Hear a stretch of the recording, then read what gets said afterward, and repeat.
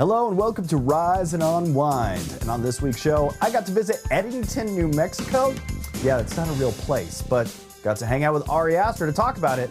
I'm from New Mexico. Yes. I grew up here, so I wanted to make a film in New Mexico. I've wanted to for a long time. You know, we don't want just all similar departments from one state, right? That wouldn't be as interesting. So we are in states around the country. We are coast to coast. The reality is anyone can contract RSV. And in fact, as we mentioned, adults 60 years and older, especially those with certain underlying health conditions or risk factors, are at an increased risk. Remember, there's about 7 million people right now living with Alzheimer's. So we need to get proactive about this. That's such a hard question to answer. I mean, when I was 19 and getting paid to run around on the beach, that was not a bad gig, you know? All of that and more right here on Rise and Unwind. All right, I'm here with Ari Aster, director and writer of the new movie Eddington, and I'm just gonna have to tell you that I hate you. And the reason why is you put me through so much stress today watching that movie. I loved this film. Oh, good. It's hard to start an interview by saying I hate you and I also love the film all in the same statement. No, that's like, good. you set this during a really tough time in history. During COVID-19, you have a sheriff kind of struggling through a lot of personal issues while dealing with, I guess, professional issues. Yeah, among other issues, yeah. And it's all set in a small New Mexico town. What brought you to, like, focus all of that energy in a really interesting time in a small town, which shouldn't have really that big of an impact on the world, but in this movie, massive impact. What kind of put you there? Well, I'm from New Mexico. Yes. I grew up here, so I wanted to make a film in New Mexico. I've wanted to for a long time. And in late spring, early summer 2020, I was here in New Mexico, and I just wanted to make a film about the environment. And I don't mean the environment in New Mexico, but rather what was happening in the country, what was happening all over the world, but just basically make a film about a bunch of people who are living on the internet and who are living in different realities. And then make a film about, what happens when these people who are not reachable to each other and they're living in separate realities, what happens when they start bumping up against each other? And what's the logic that comes out of that, right? Pushing them deeper into their paranoia and convictions, and how that, it leads to violence because there's nothing in the ether that's holding them together anymore. I had noticed in this movie, it's probably the greatest usage of phones I've ever seen in my entire history of watching movies. It was really natural. What was your decision in doing it that way on this film? Well, on set we were calling it "Screens the Movie," right? And so yeah, I'm glad you felt that it felt natural. Yeah. At the same time, I wanted them to be so pervasive that they almost became like nauseating. Like, to almost have them be to have them over time become kind of overwhelming. Yeah. And so yeah, it's and just to foreground all of that, because I think we're living in a really weird time, and it's easy to forget that because, again, all these things are so pervasive that they become ambient, and things that are obvious kind of become less so when they're ambient, right? It becomes banal. But the way that we're living on these phones, and then what's coming with AI, already that's been kind of normalized, but it's weird. It's weird. I totally agree with you. I like how you used it, and it was such a natural usage of the technology in it. We need to free each other's hearts. Your movies do have a lot of themes about generational trauma, and I've noticed that. Is there a reason, or do you have a feeling that you have to highlight some of this generational trauma in some of these films, or why it's important for you to kind of cover some of these themes in movies? It's not as it's not so conscious as all of that. But I don't know. We've all got trauma. We do. Yeah, that's pretty much all there is. It gives every character one heck of a backstory, or at least history to their story. Yeah. Right. Yeah. No. And I think this film in particular is about a bunch of people who have their own histories, and they also turn to history to shore up their beliefs, whatever they are. Some of them are directly oppositional, and it's about people who are kind of lost in themselves, and they're living in their heads, and so yeah, it's I more than any other film I've made, I want this to sort of function as like a landscape, where it's Joaquin Phoenix is his character, Sheriff Joe Cross. He's the main character, but I wanted to pull back as far as I could and give as broad a picture of the political, ideological landscape as possible. And also, but to also have it be very rooted in New Mexico. It's sort of, this town, Eddington, sort of functions as a microcosm for the rest of the country, but it also sort of functions as a microcosm for the politics of New Mexico as well. Yeah. Anyway. Well, I want to thank you for making this movie. It was an incredible film. I absolutely loved it. I was stressed out from beginning to end. I'm a huge fan of Twin Peaks, so it kind of reminded me of, like, you are? I go out to Twin Peaks up to North Bend twice a year to go visit some of their events, so it just put me into, like, the New Mexico version of that, following the Sheriff's Department. Absolutely loved it, so I really want to thank you for all your work. Thank you. So there it is. Ari Aster, thanks for joining me this morning. Thanks for having me.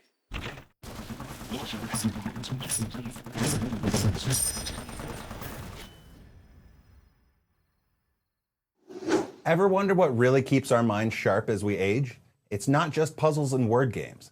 Dr. Isabel Souffrant is a family medicine specialist and the chief medical officer at Conviva Senior Primary Care.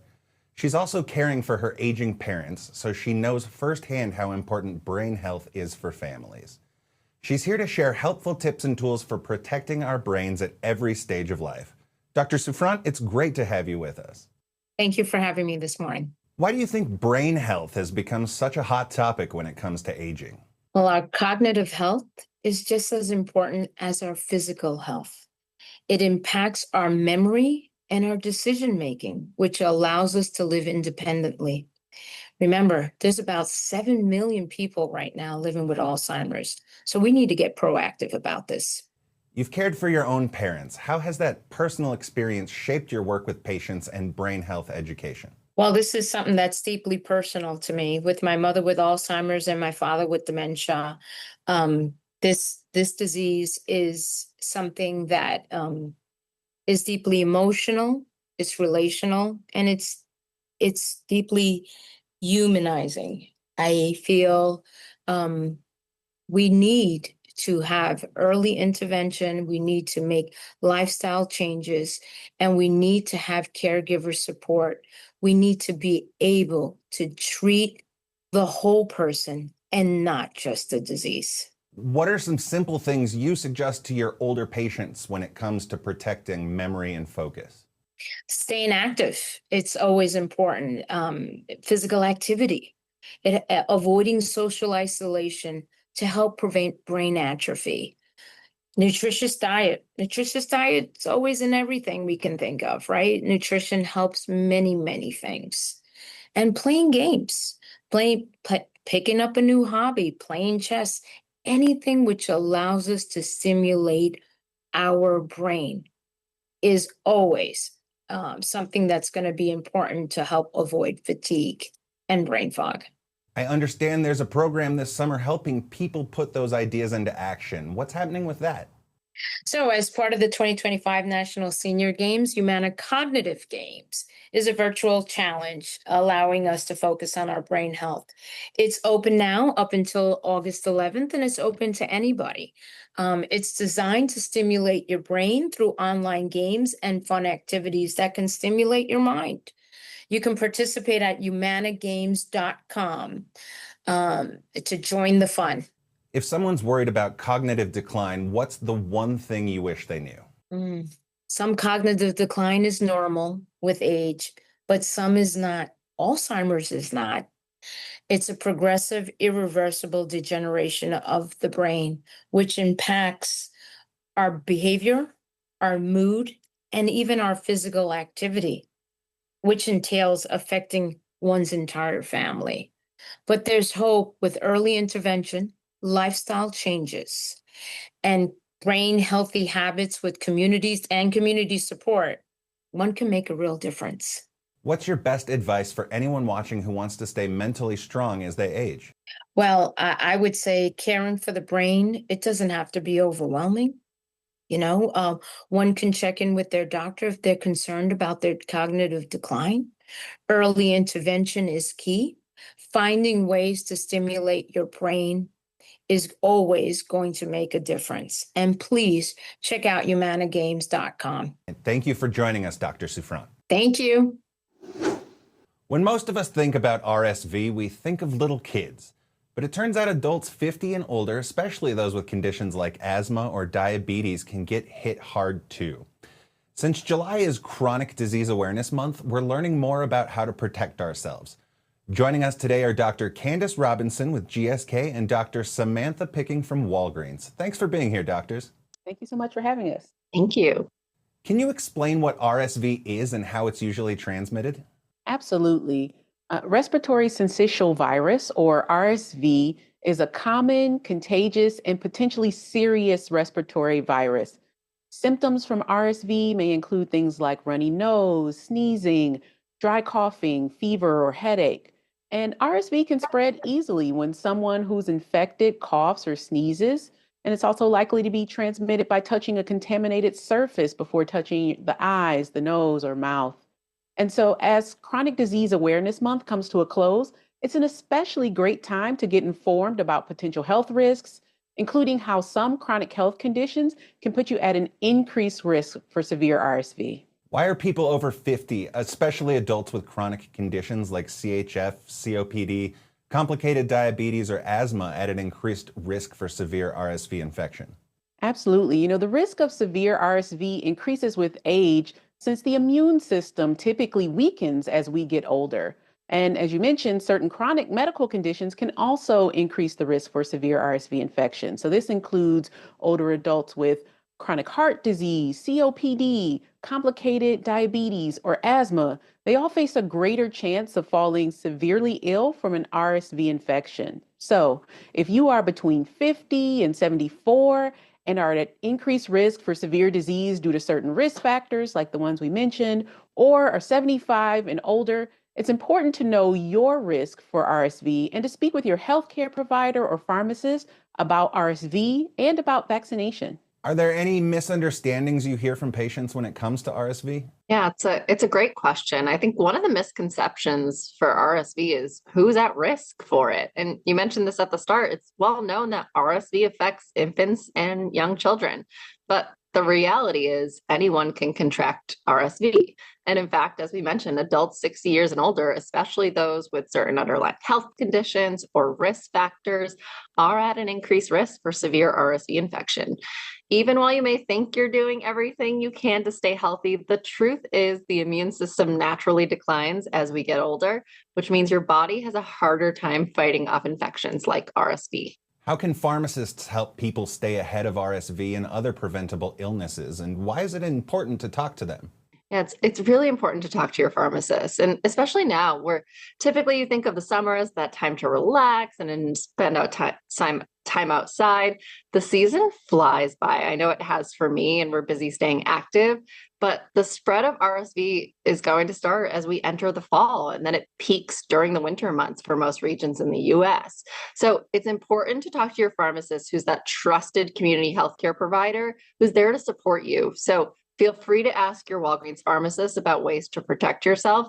And again, the summer is a great time to do it, especially if you're already stopping by for those summer essentials like sunscreen.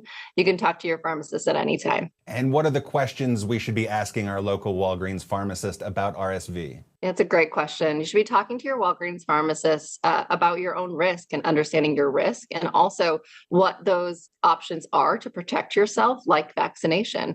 And like I said, you can really talk to them at any time. Walk-ins are encouraged, but if a patient prefers to schedule an appointment, they can go to walgreens.com or schedule an appointment in the app. Where can we go for more information? Absolutely. In addition to having that conversation with your healthcare provider or pharmacist about prevention, you can also visit easyvax.com. That's EASYVAX.com to learn more about all vaccines available near you. Well, I want to thank both you doctors for joining us today. Thank you. Thank you. Do you remember Tic Tac Dough? Well, it's back. And this time there's a twist and a dragon. The classic game show has been reimagined for a new generation with Emmy-nominated host Brooke Burns leading the charge. You know her from The Chase, Masterminds, Dog Eat Dog, and yeah, she also survived Baywatch. Brooke's here to tell you how, what's new with this nostalgic and what's new, and what's it like dodging dragons in prime time. Welcome to the show, Brooke. How are you, my friend? Thank you so much. I'm great. Thank you so much for having me. I am always dodging a beast or a dragon or something. How do I get myself into these situations, right? Yes, I survived the cold waters of Baywatch as well. I'm a survivor. What can I say?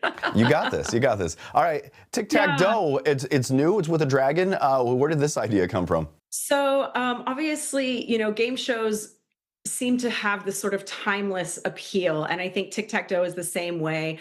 It's been around for so many decades, on air, off air. Obviously, Chuck Berry hosted it, Wink Martindale, who we recently lost. And so when GSN came to me and said, we're going to be doing a reboot of this, playing Tic Tac Toe as a child was so much fun. It's the first game that you ever learn. And then adding the trivia element, I feel very comfortable with. And then the adorable little virtual dragon, who is not as frightening as Beastie, was also part of the appeal. I just think it's like every game show that you can come and you can watch and you can either just check out and enjoy and be entertained, or you can play along. And it doesn't matter if you're with your grandma or your kids or whatever. And it was just fun. I just really wanted to come on and have something to offer people again, where you can just come and enjoy yourself and, have your community around you. And it starts that conversation. And of course, if you're competitive, maybe a little bit of that fun, jabbing competitiveness that you can play with your family.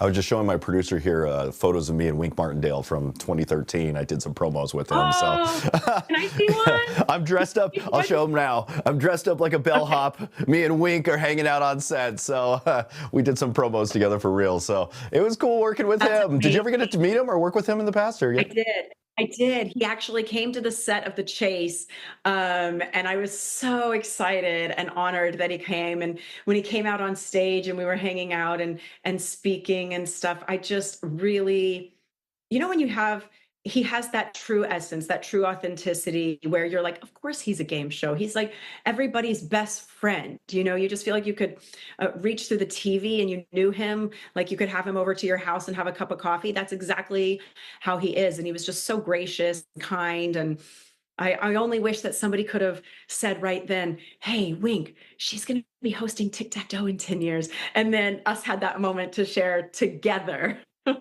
I would say that you have some big shoes to fill, but because it is Wink Martindale, but I've seen your work. You're amazing. You do really good stuff. You're very funny. You're charming. Yeah, you bring to the table a lot of good hosting skills. So I'm not just trying to say you got big shoes to fill. I think they found the right person to fill those shoes automatically. So much. I am going to try and honor him with this. So how does hosting this compare to some of the other stuff that you have done in the past? Good question. They're all a little bit different in their own way, but this one was really, I think, a more intimate set for me, just because there's only 2 contestants. So I love people, and I feel like I got to spend a little more time with the contestants, which I really enjoyed. And not so much pressure. The Beastie's not breathing down my neck. The speed rounds are not really about me being perfect and fast, more about can they, get away from the dragon. So I just really enjoyed myself. I kind of felt like I could let my hair down on this one a little bit. And I think it shows. And you've had a pretty cool career, like from acting to hosting. And what's your favorite gig? Does anything come to light, or does this top the list, I guess? That's such a hard question to answer. I mean, when I was 19 and getting paid to run around on the beach, that was not a bad gig, you know, I get paid to do that. So I love those days. Hosting my very first show, Dog Eat Dog, was a real joy of mine, just because I love competition. And I think that's where I fell in love with game and reality and hosting in and of itself. And so that leading, you know, to all of these other shows, I'm obviously incredibly proud of The Chase.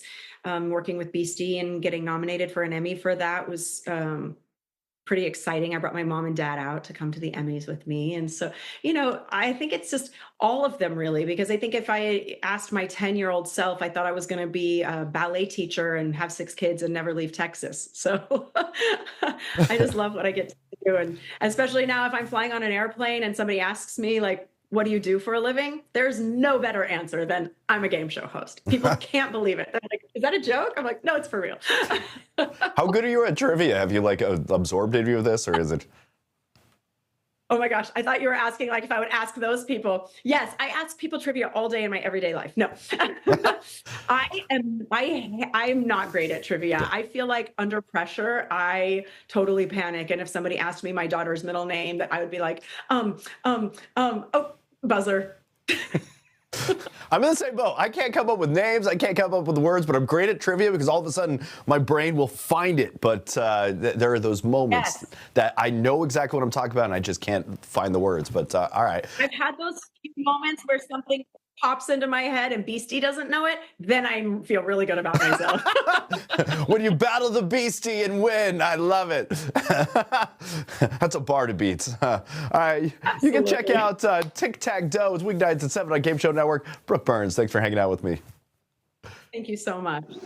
Have you ever dreamed of high-speed getaways, dusty back roads, and that 1970s crime world where danger is just a pit stop away? You know, Max's new series, Duster, might be your next obsession. From Emmy winner J.J. Abrams and showrunner LaToya Morgan, Duster stars Josh Holloway as a getaway driver trying to outrun his past, and Rachel Hilson, a trailblazing FBI agent who's got her sights on taking down the dangerous crime syndicate. And come on, man, we got them both here to talk all about it. Welcome to the show, you two. Thank you so much. You. All right, Josh, you play a getaway driver in the 1970s, Southwest. What kind of drew you to this role, and what makes Duster different than some of the other crime dramas out there? Wow, everything drew me to this role. First of all, it was JJ and LaToya Morgan, and I was like, that's incredible on its own. It's such a rich era to explore. The 70s, just with fashion and music and cars and everything. It was just a dream come true to get a phone call like this. I'm like, absolutely, I'm in 100%. And Rachel, your character is an FBI agent in the 70s. What kind of preparation or mindset did it take to try to bring Nina to life? Yeah, it did take some prep. I had the opportunity to speak to several former agents, a couple of which were Black women who joined in the early 80s. So getting their insights was invaluable. I read a bunch of books. I watched a bunch of movies, read all about Nixon and, the Panthers just before and their their conflicts with the FBI and the Black community's conflicts with the FBI, and just sort of tried to get a well-rounded picture of where I was coming from and where I was in 1972. Yeah. And there's a heck of a lot of grit and style in the show. What kind of world are viewers stepping into when they pretty much hit play on this? Wow. It's kind of like a modern Western. It feels like it's like this. The desert is a character in itself. The car moves you between scenes, so it's got this high octane driven pace, and then it's so character driven. You never know what character you're going to run into. So it's just like that. It's like a Pulp Fiction, lock, stock, two smoking barrels type adventure. Yeah. You know, there was something that JJ said, I think a couple weeks ago that was like, it's sort of like what a show that was made in the 70s would look like if, you know, it was just elevated a little more. If it was done good. If it was done well. Josh, Rachel, thanks for joining me this morning. Duster is streaming now on Max with new episodes dropping every Thursday through July 3rd. So check it out at max.com or search Duster on your Max app to start watching. Josh, Rachel, thanks for joining me this morning, my friends. Thank you, Dan. He's back with another season of real-time, high-stakes law enforcement action. It's On Patrol Live. It's become a must-watch, taking viewers across the country as officers patrol their communities, live and unfiltered. Host and executive producer Dan Abrams is here to talk about the new season and the latest additions to the show and what makes On Patrol Live stand out in the world of live TV. Dan, welcome to the show, my friend. It is great to be with you. All right, so you know the show has had a huge impact, giving people insight on kind of giving them an inside look at law enforcement in real time. What do you think has made On Patrol Live such a success? I think it's the fact that we are a fly on the wall with police officers. You don't know what's going to happen next. The same way the officers don't know what's going to happen next. And the fact that we're in so many different departments, right? I mean, we're in a lot of the time 9 departments at once with multiple cameras, multiple officers, et cetera. I mean, this is quite an operation that we have here. And so I think that the uncertainty, the fact that you get to see what police officers do is what has led this show to be as successful as it is. And this season, you're expanding to cover Las Vegas Metropolitan Police Department. How has it been adding such a high-profile department into the mix? Yeah, we think it's really important. And it was, I think a really good development for the show, because what we try to do is we try to be in different kinds of departments and in different places, right? So, we don't want just all similar departments from one state, right? That wouldn't be as interesting. So we are in states around the country. We are coast to coast. We are in some sheriff's departments. We are in some really small departments. And having Las Vegas in that mix now as a really big department, a top 10 department in the country, helps add to that diversity in terms of the types of policing you'll see on the show. Dan Abrams, I want to thank you for joining me. And I got to show all my love to Reelz Channel. That's kind of where I started doing this whole TV producing and all that stuff. So big love to everybody over at Reelz Channel too. So there you go, man.